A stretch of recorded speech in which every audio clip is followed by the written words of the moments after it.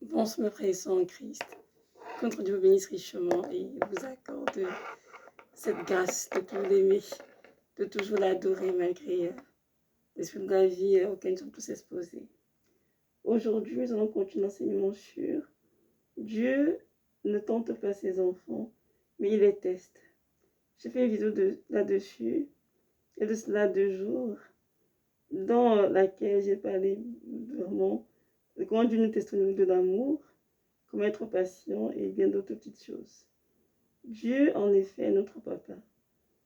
Il vient nous tenter pour nous sortir de son plan, pour nous faire des choses irréparables, ridicules. Il vient nous tester pour voir ce qu'il nous a enseigné la parole a été assimilé, a été acquis, que nous pouvons vraiment nous conduire son esprit dans son chair. Notre Dieu nous teste tout en notre vie chrétienne. Et c'est normal. Parce que ce sont ces tests qui vont nous permettre de ressortir en nous Christ qui doit être en nous, en fait. Donc, c'est nécessaire. Malheureusement, les tests que Dieu nous met, qu'on nous présente souvent, il y en a qui sont douloureux. Malheureusement, beaucoup très douloureux. Mais il faut supporter parce que il faut que les épreuves puissent atteindre le but dans nos vies, qui est de notre transformation et vraiment bâtir Christ en nous. Aujourd'hui, je vais parler vraiment de l'obéissance. Dieu nous teste pour l'obéissance. Dieu est un Dieu qui désire que sont les enfants obéissants. Peut-être dans Jean 10, le but entendre ma voix, elles reconnaissent ma voix, elles me suivent. Pour obéir au Seigneur, entendre sa voix, c'est important. Il écrit dans la parole, dans Job 33, verset 14 à 16, que Dieu parle ses enfants tantôt d'une manière, tantôt d'une autre. Il ne parle pas des visions nocturnes, des songes, lorsqu'ils sont livrés à un profond sommeil.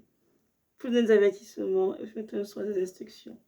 Donc Dieu parle des enfants lorsqu'ils sont endormis.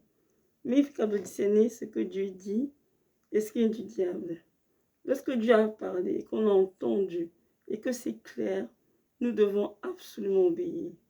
Dieu peut dire par la parole écrite, Dieu peut dire aussi une tierce personne pour nous parler, c'est que nous avons quelqu'un d'autre de sa part.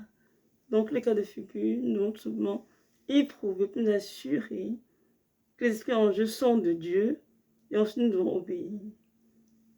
Nous devons prier tous les jours pour être très obéissants au Seigneur.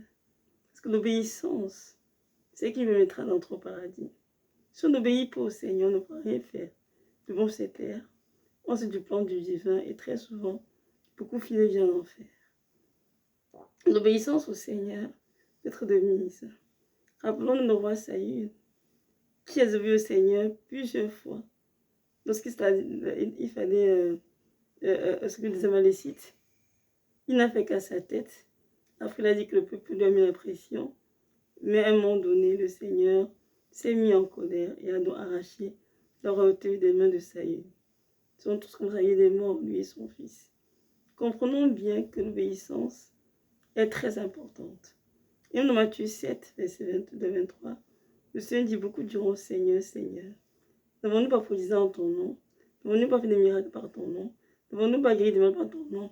Et il dira: retirez-vous de moi, vous qui commettez l'iniquité. Seuls ceux qui font la volonté de mon Père entreront dans les cieux. Donc nous devons toujours obéir à l'ordre du Père. Pas la nôtre, pas celle de notre famille, pas celle de nos amis. Parce qu'il y a parfois des chrétiens qui aiment bien le Seigneur, mais qui sont toujours tentés d'obéir au Père et maman avant le Seigneur, d'obéir aux épousant le Seigneur, ou aux frères et sœurs. Si ce que les parents nous disent est en conformité avec la parole de Dieu, et rejoint ce que Dieu le Seigneur, obéit, pas de problème. Mais si ce que les parents nous demandent est contraire à la parole du Seigneur, nous devons obéir à Dieu et non aux hommes.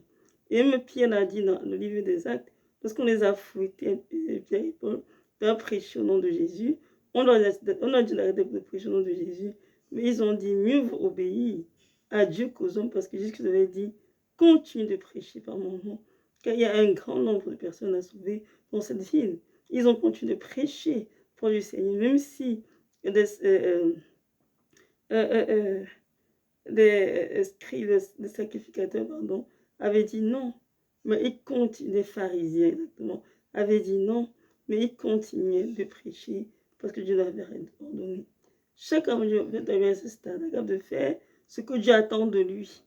Même si autour de lui on n'est pas d'accord, même si l'époux, l'épouse n'est pas d'accord, même si les parents ne sont pas d'accord, les amis, etc. Même si le pasteur dit non, il faut obéir à Dieu. Mieux vaut obéir à Dieu qu'aux hommes. Amen. Donc c'est important d'obéir au Seigneur. L'obéissance est une chose difficile. Beaucoup d'enfants de Dieu, parce que beaucoup veulent gérer leur vie. Beaucoup veulent marcher sur leur propre conseil, parce qu'ils s'estiment être assez intelligents, assez équipés pour faire ce qu'ils veulent.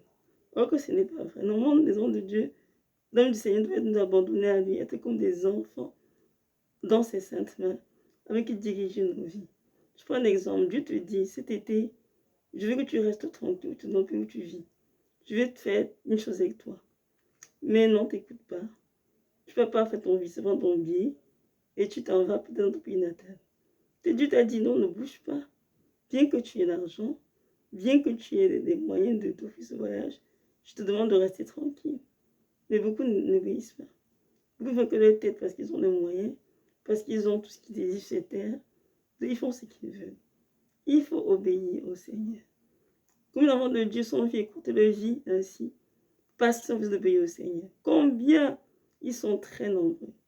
Je vais raconter une histoire. Il y avait un homme qui vivait aux États-Unis avec son épouse. Un homme pas très pieux, mais avec une femme très pieuse. Et un jour, il a vu son papa.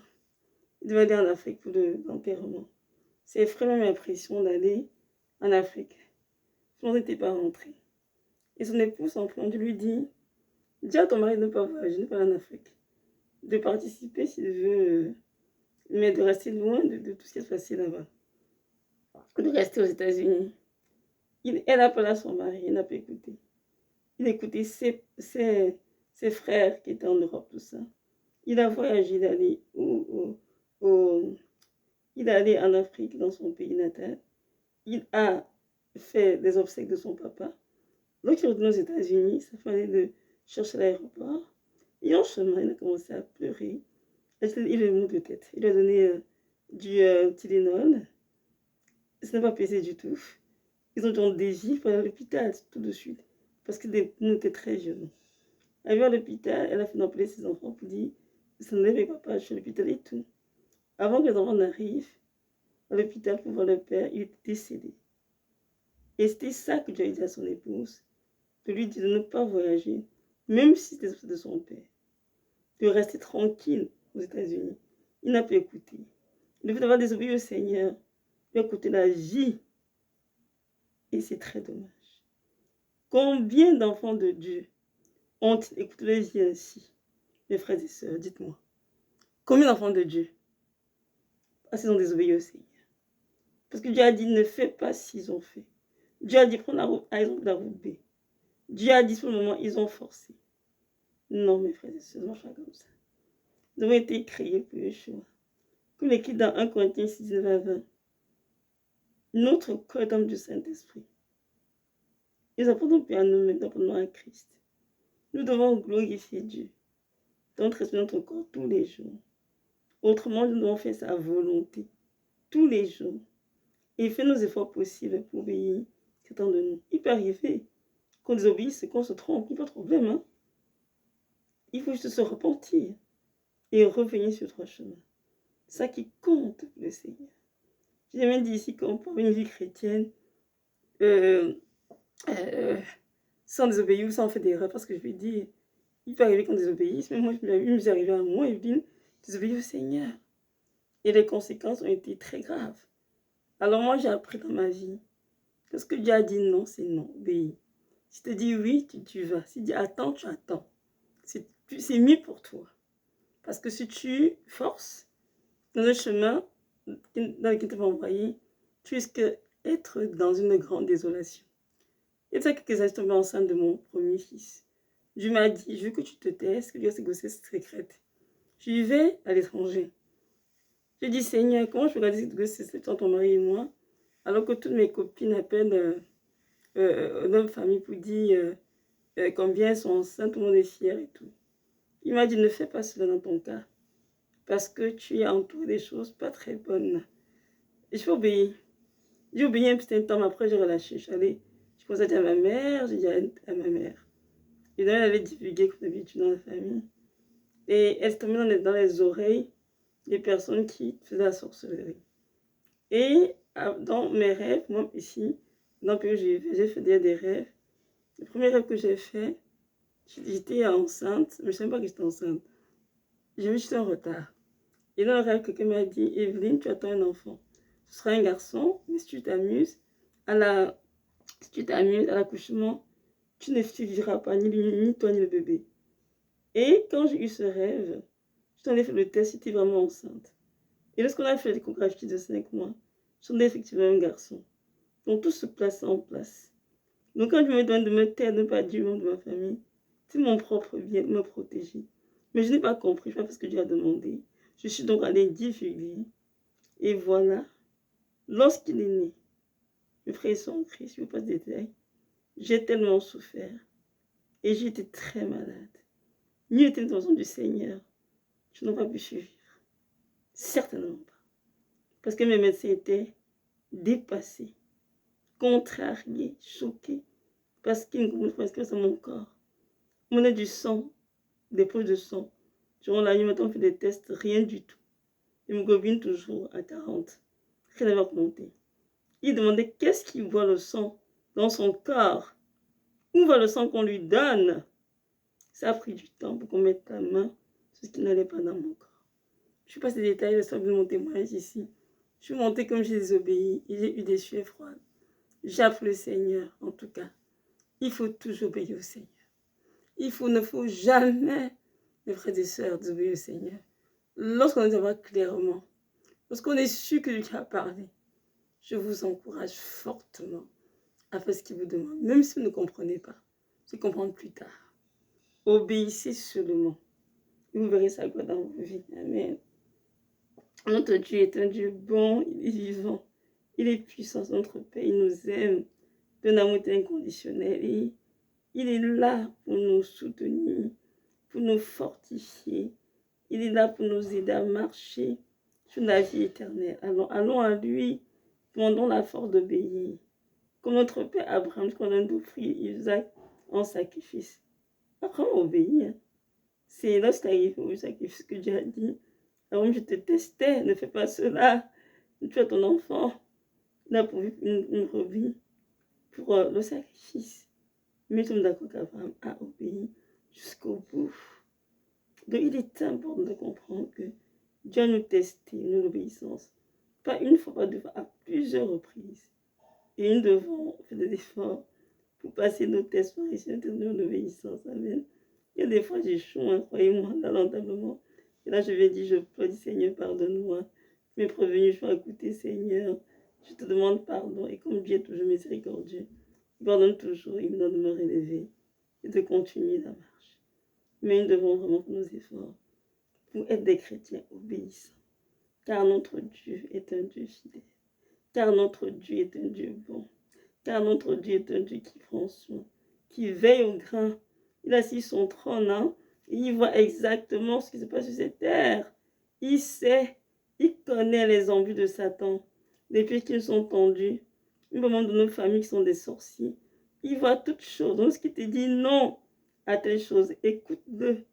Ne cherche pas de justifier, ni à le contester. Comme la parole, qui a combien pensé du Seigneur pour le contester? Qui ne conteste pas? Mais soumets-toi à sa parole et obéis à ce qu'il te demande. Amen.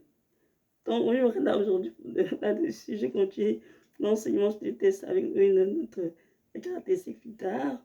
Que notre Dieu vous bénisse et que nous sommes cette grâce de continuer de laver vos rangs dans le sang de l'agneau. Rappelez-vous qu'il vous aime. Rappelez-vous qu'il vous a racheté au prix de sa vie et qu'il vient toucher une exécution pour lui sans une ride. Donc, préparez-vous adéquatement pour son retour afin que ce Dieu qui vous aime tant, qui a donné pour vous, puisse vraiment vous trouver près sous son retour. Soyez richement bénis et que notre Dieu vous fortifie puissamment par son Esprit Saint qui est en vous. Shalom, shalom.